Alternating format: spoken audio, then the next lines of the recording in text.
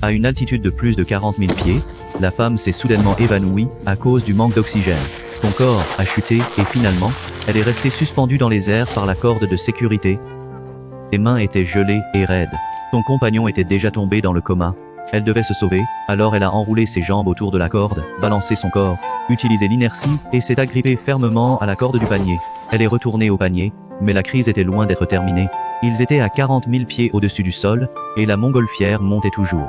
La soupape d'échappement était couverte de glace, impossible à ouvrir. La femme n'avait pas d'autre choix que de commencer à grimper la montgolfière, à main nue. Soudain, un manque sévère d'oxygène l'a frappée et la somnolence l'a submergée, mais la vue de son compagnon dans le coma l'a instantanément réveillée. Elle a attaché la corde pendante autour de sa taille et a grimpé pas à pas. Finalement, elle a grimpé jusqu'au sommet de la montgolfière. Elle a projeté son corps de toutes ses forces contre la soupape d'échappement.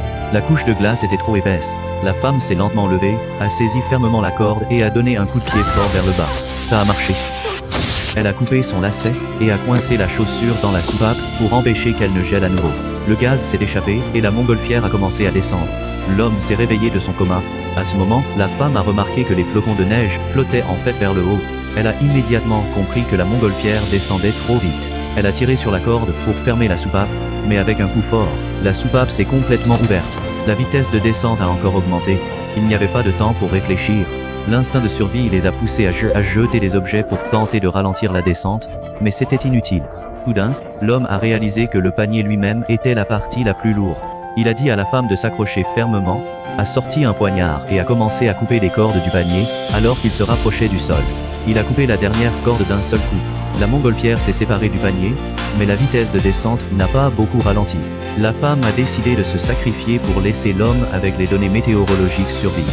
Juste au moment où elle allait sauter, l'homme a soudain pensé à un dernier recours. Il a dit à la femme de bien tenir la corde, puis a coupé les cordes intérieures de la montgolfière une par une. En un instant, la montgolfière s'est dégonflée et contractée, se transformant en un énorme parachute. La vitesse de descente a considérablement ralenti. Les deux se sont serrés dans les bras, fous de joie, tandis qu'ils fonçaient vers la forêt. Ils ont finalement atterri en sécurité. Les données de surveillance partagées par l'homme ont apporté une contribution significative aux prévisions météorologiques futures.